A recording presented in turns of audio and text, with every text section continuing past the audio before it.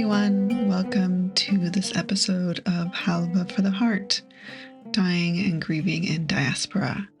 My name is Misha. I am an Iranian American death doula and grief tender.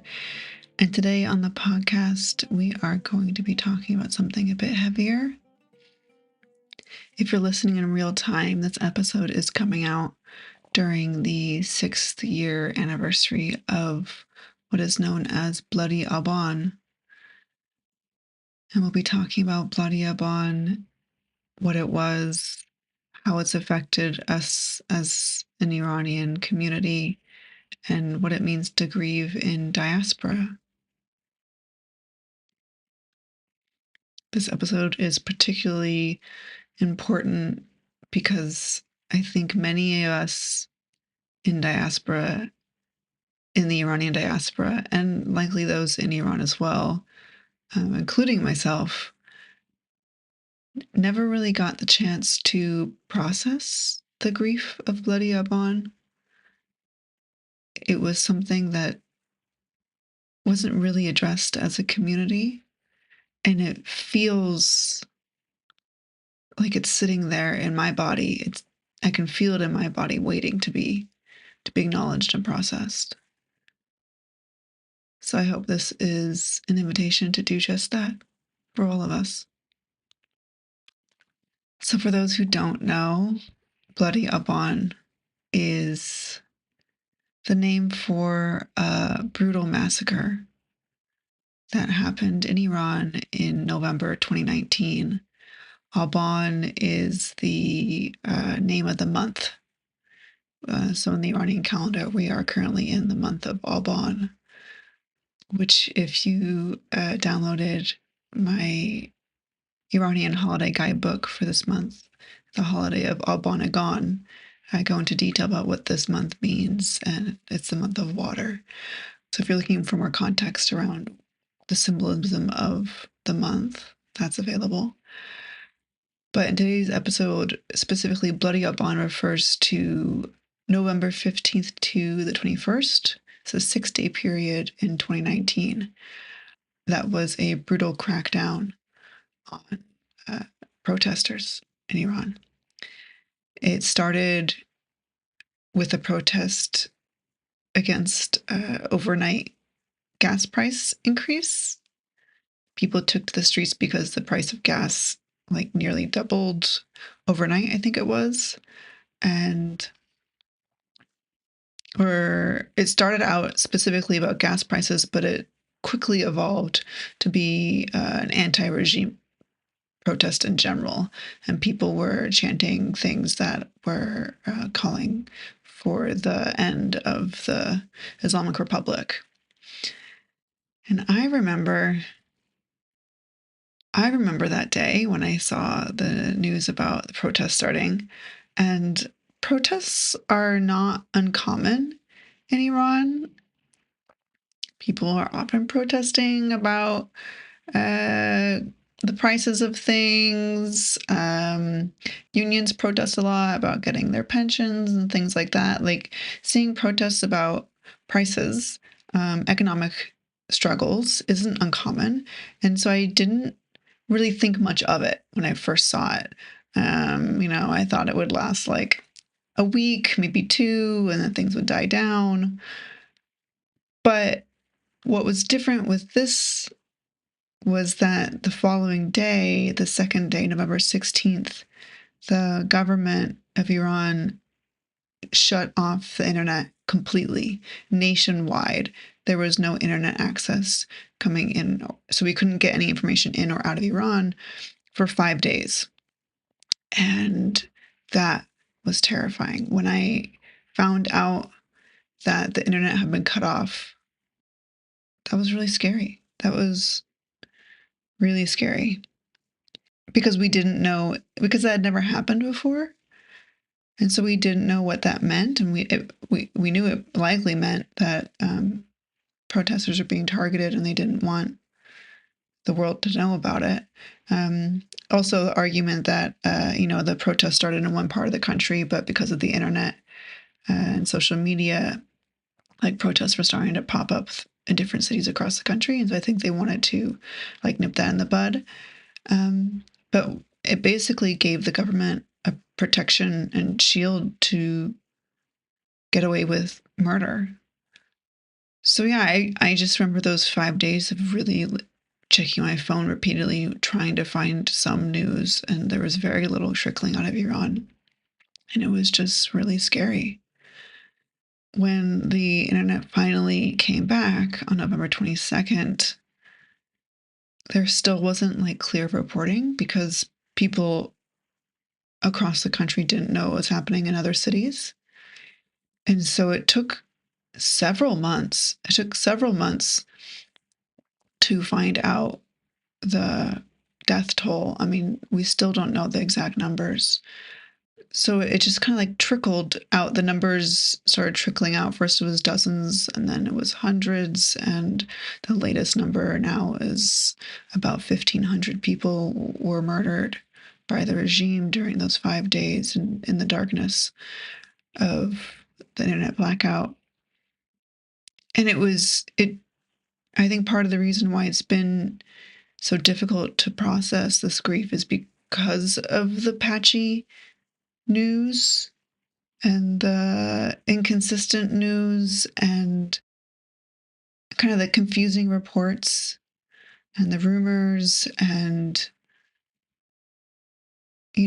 a lot of the families were scared into remaining silent.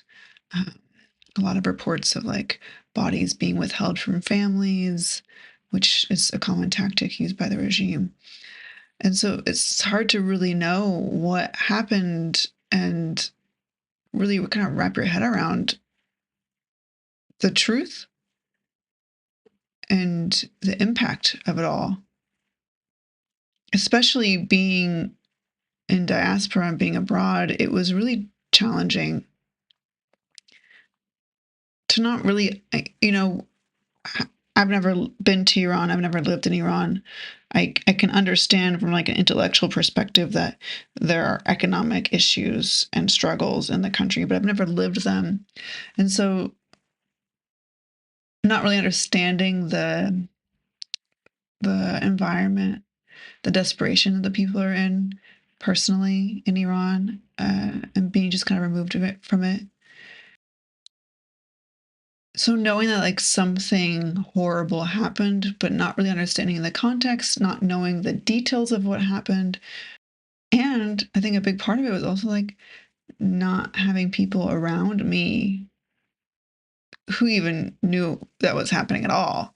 This wasn't uh, a situation that was reported on widely by Western media, and I certainly didn't have people in my life, in my community, saying, "Hey, how are you doing? I heard about what happened in Iran." No, literally no one. I think a lot of Iranians didn't even really know it was happening. I mean, a lot of Iranians in diaspora didn't know it was happening. It really just didn't get reported on or shared widely. And so it was really confusing and isolating. Um, and yeah, I just didn't know how to respond or feel, just feeling really lost. And I think since then I've tried like intellectualizing it in terms of like seeing Bloody Aban as another moment in time, as another kind of milestone in the history of the trajectory of the Iranian freedom movement. And I see like how it was a stepping stone to woman life freedom that happened a few years later. But I haven't really sat with the grief of it. And so this episode today kind of is a way for me to unpack that a bit. Like I said, I think a big part of what has prevented me from really sitting with the grief of Bloody Aban is the fact that there was no one around me who really knew what was happening. And that's largely because of the silence of Western media. And I didn't really think much of it at the time because I'm used to, people in the West not really paying attention to what's happening on the ground in Iran. I don't blame them. I don't pay attention to what's happening on the ground in every country around the world. And so it was kind of just like, well, yeah, of course they're not reporting on this. There are bigger things to report on. But then 3 years later, when Gina Mahsa Amini was killed and protests erupted around her murder, there was massive Western reporting.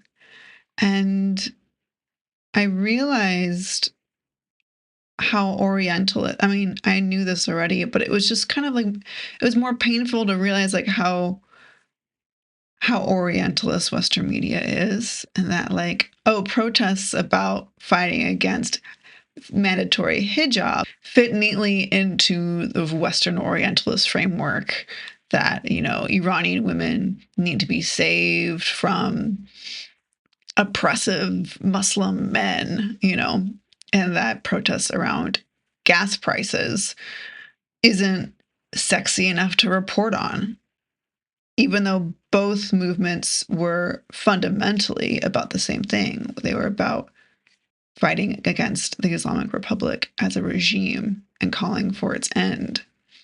I noticed during Women Life Freedom, with the massive Western media uproar, that not only did non-Iranians pay attention to what was happening, but a lot more Iranians in diaspora also paid attention to what was happening in Iran, because a lot of Iranians in diaspora don't.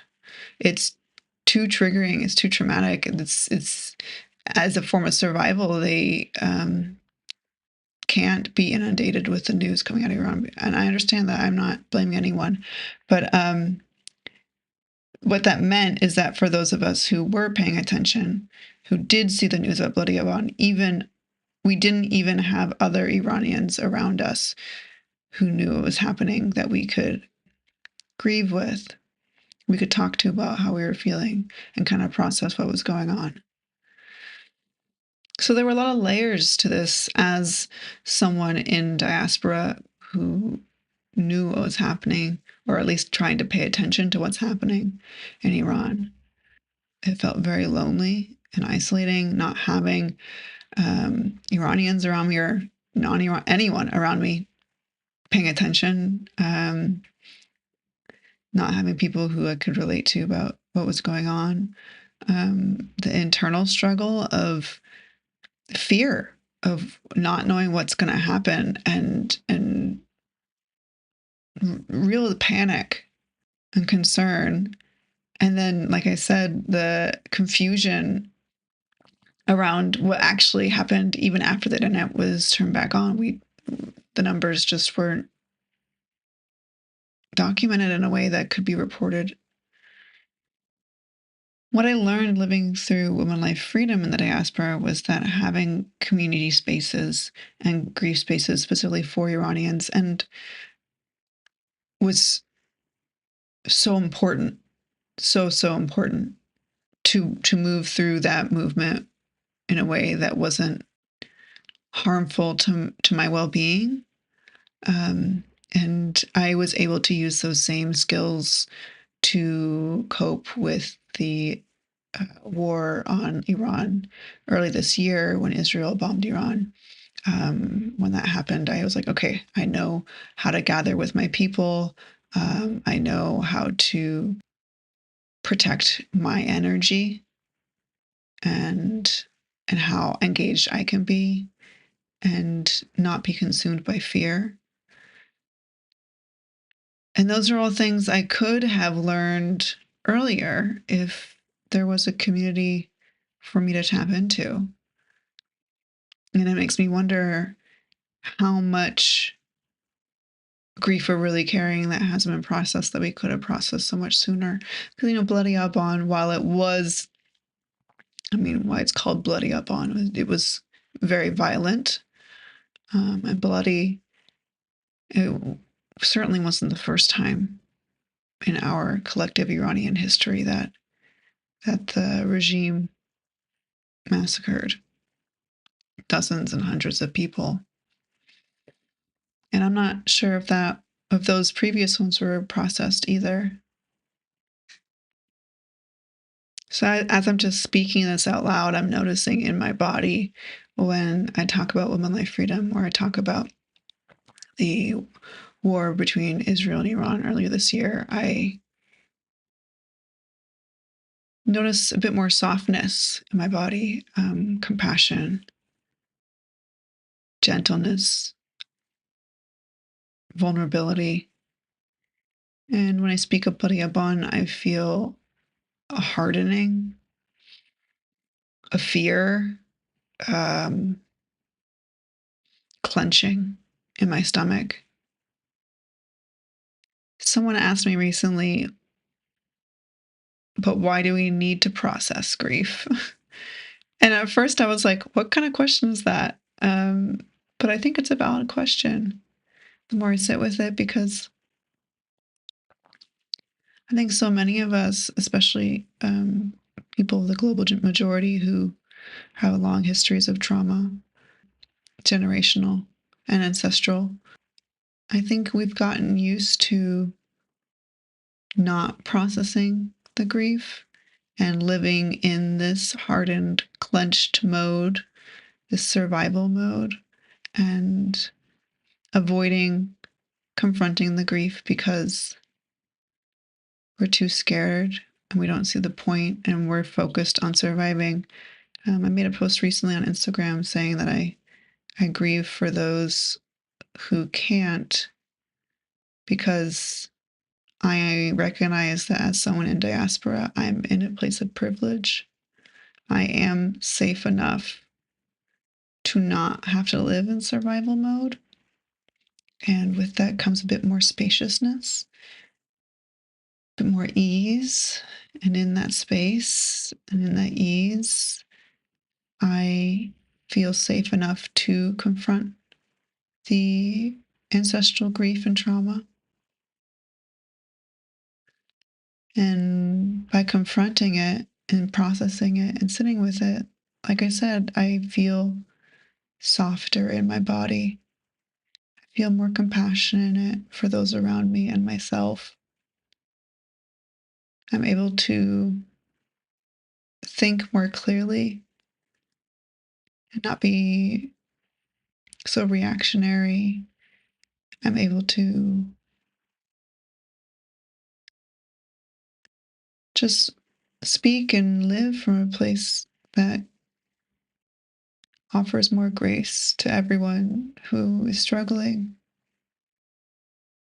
and acknowledging the grief that we all carry and how it's impacting us. And for me, that's the importance of doing personal grief work. It's not just for myself, it's for the people around me, the people I interact with, and the relationships I can have with them. So, with this episode, I want to try to process a little bit of the grief, confront the grief of Bloody Aban.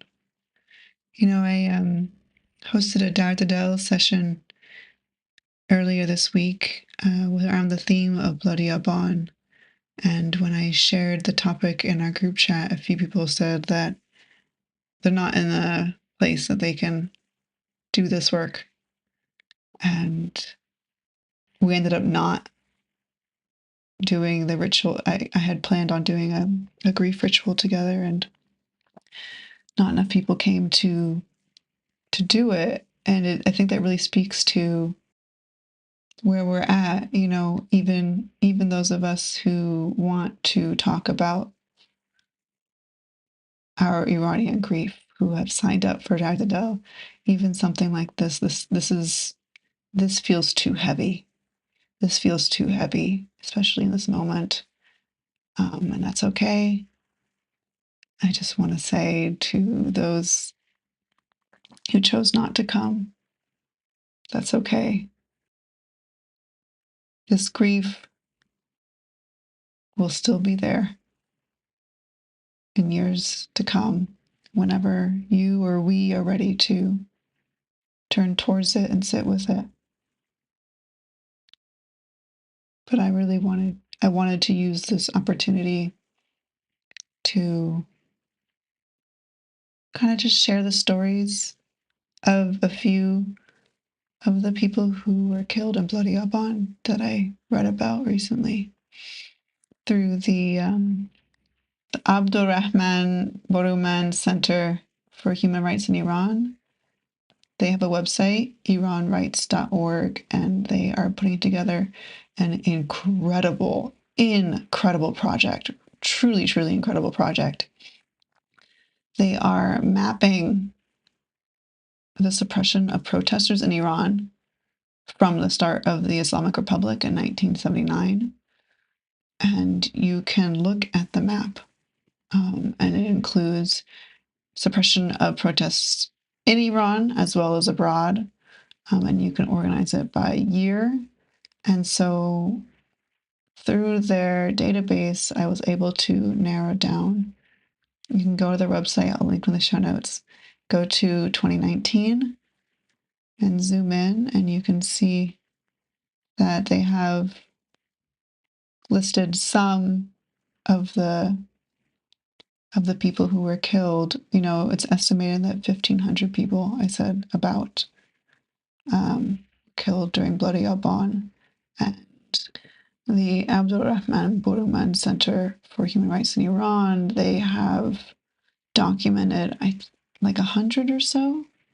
And like I said, you know, the government of Iran has really tried to silence families. And so they don't have all the names. And they're currently trying to collect more information. But through their website, I was able to learn about 5 of the people specifically who have a bit more information. Their families were willing to share their stories and photos. And so I'll include photos and links to them, the people I'm going to speak about, so you can see their faces and really sit with the human toll of these murders. So I'm going to share 5 stories now, and after each story, if you're able to, if you're in a safe place, I invite you to just close your eyes and maybe put a hand on your heart and say their names aloud and honor them in a way that feels right for you. The first is Mohammed Dastan Kha. He was born in 2004 in Shiraz, meaning he was just 15 years old when he was killed, a child. Mohammed was the youngest of 3 children. He was a middle school student. He loved robotics and inventions, and immediately I'm reminded of Keon, who a few years later, on the anniversary of Bloody Aban, was also killed, who loved robotics and inventions as well. I imagine them together now, playing with each other. The Abdurrahman Borman Center website says that Mohammed loved playing soccer, spending time with his friends, and helping his family in whatever they needed help with. He was a boy full of life, and he should have lived decades longer. And let's close our eyes and think of Muhammad. Look at his picture if you'd like. Click on the link in the show notes. Whisper, Muhammad, we remember you. We honor you. You are not forgotten.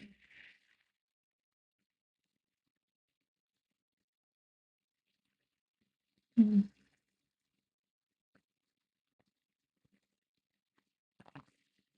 Next, we have Mina Sheikhi, who was born in Kurdistan, Kurdish region, and was living in Tehran when she was killed. She was the second child of a well-known political family who had lost several members already to the regime. But she was known as a vivacious, mischievous, brave, bold person. She was cheerful, smiling, kind, and compassionate. She was married in 1978 and had 4 sons and 2 daughters. And when her husband died in a car accident in 1988, just 10 years later, she was left to raise the 6 children on her own. She had a hard life raising those 6 kids by herself. And as I mentioned, her family also paid dearly for their politics. 2 of her brothers were killed by the regime. Her cousin died in suspicious circumstances, and her father and uncles served time in prison. And yet, through all that, she loved life. She loved to travel. She loved to visit the mountains and the meadows and spend time with nature, and enjoyed laughing. So, for Mina, I put my hand on my heart. I say thank you. Thank you for your sacrifice. Thank you for teaching us how to love being alive, even through all the struggle.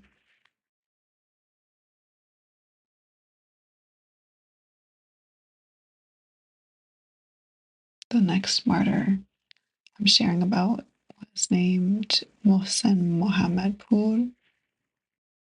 He was born in 2002 in Khuzestan, province of Iran, which, if you know anything about Iranian internal geopolitics, Khuzestan is known as a region that suffers greatly under the regime. So Mohsen was from Khuzestan, and he was just 17 years old. He was Arab Iranian and was the second oldest child in his family.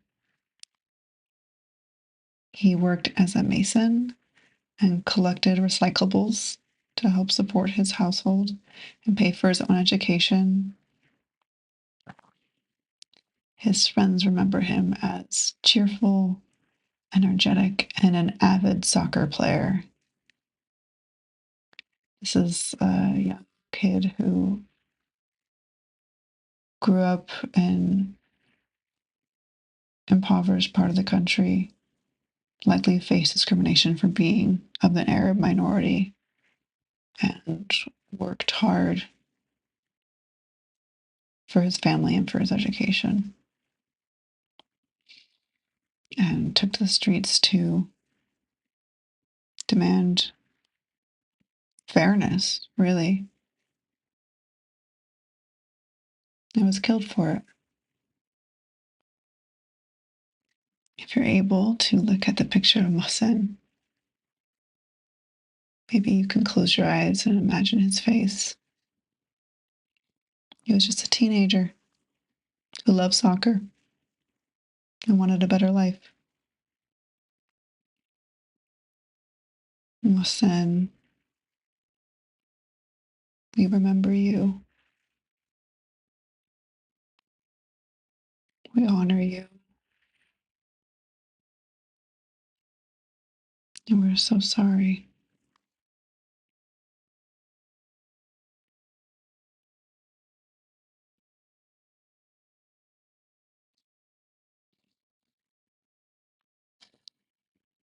Next is Puya Bakhtiari, who was born in 1992, same year as I was, in Karaj, suburb of Tehran. It says Puya loved exploring nature. He loved Iranian poetry and history and music. He held a degree in electrical engineering and ran a small family workshop in Karaj. He was a young man with so much ahead of him in his life and worked so hard. And look at the picture of Puya if you're able to.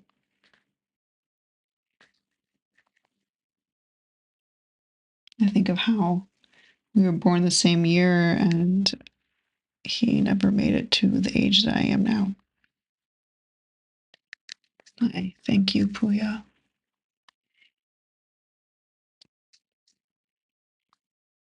for going out and fighting for freedom.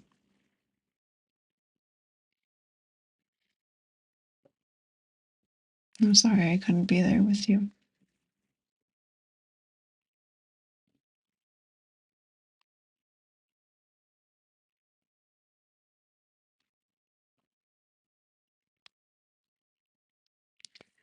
And the last person I'm going to be highlighting is Farzad Ansari Far. He was also born in 1992, same year as I was, and also born in Khuzestan, like Mohsen. Says Farzad was the fourth child in a close-knit family who loved each other dearly. Due to financial hardship, because I mentioned Khuzestan is a region that suffers a lot under the regime, both suppression and financially. So due to financial hardship, he was forced to leave high school after only his second year and began working in construction. He installed tiles and mosaics to provide for his family. His friends described him as healthy, kind, and someone who loved sports, music, and art. If you're able to close your eyes and picture Farzad's face, we honor you. You are not forgotten.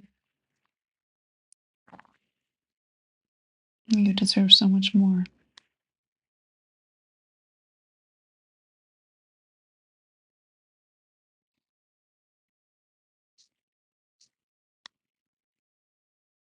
So those are just 5 out of the 1,500 people who were killed during Bloody Aban in November 2019.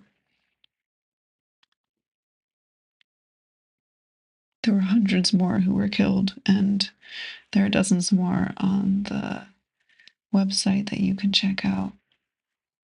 Not all have photos and stories, but many do. And I invite you to take some time to look through them and remember them, to learn their stories and sit with what they sacrificed. If you weren't able to take the time while listening to this episode to sit with the faces and stories of Muhammad, Mohsen, Mina, Puya, and Farzad, I invite you to find time sometime this week to read their stories, light a candle for all the martyrs of Bloody Aban, maybe journal about it or write a letter to them. What would you say to each of them? And perhaps how would they respond to you? If you're feeling guilt or shame or angry or sorrowful, regret, how would they respond to you, knowing what you know about them? You can also share about their stories and the story of Bloody Aban with people who may not know about it, people in your personal life, maybe on social media. You can even join spaces like Dar the Del or find other Iranians in your community to hold a memorial for them. because our community really needs to process this grief. We can't stay in survival mode forever. The healing comes from the witnessing, from the metabolizing, from the honoring, and it becomes suppressed and it hardens us from within. And that's why our community suffers from so much infighting and factions. And instead of grieving together and turning towards each other with compassion, we are stuck in survival mode, fight or flight or freeze. And we often choose fight with each other. Instead of finding belonging with each other, we find paranoia and gossip and judgment. And it creates more isolation. The good news is it doesn't have to be that way. And delayed grief is still grief, even if you weren't able to grieve Bloody Aban in 2019, even if you weren't able to do it now in 2025. There's still time. There's still time, and it's always better to do it with community, with others. If you're looking for a gentle space to turn towards your grief as an Iranian diaspora, I invite you to join Dare to Del. It's a space where we support one another and offer the space to do what's right for us, moving with ease and compassion.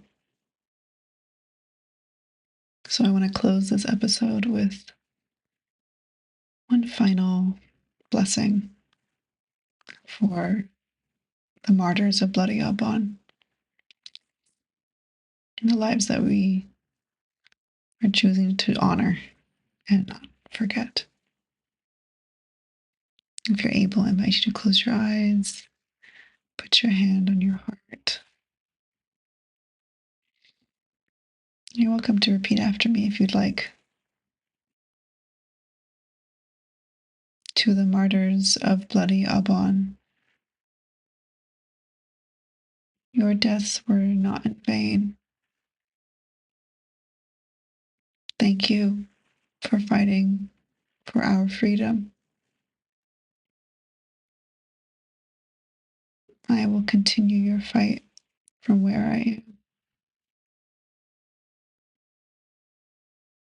Puya, Mohsen, Farzad, Mohammed, Mina, and all the others who died during that week. We honor you and we speak your names in order to remember you.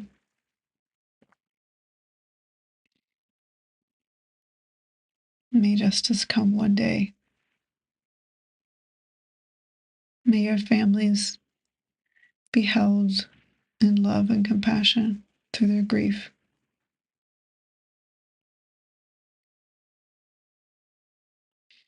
And to my Halva in Diaspora, please remember you are not alone. This grief can feel heavy and it can feel isolating, but we carry it together and we can support one another through it. That's it for today. I hope this episode helped you uncover at least a little layer of this grief around Bloody Aban. Thank you for being with me through this episode. It was a tender one, but I feel held by you all listening. Thank you.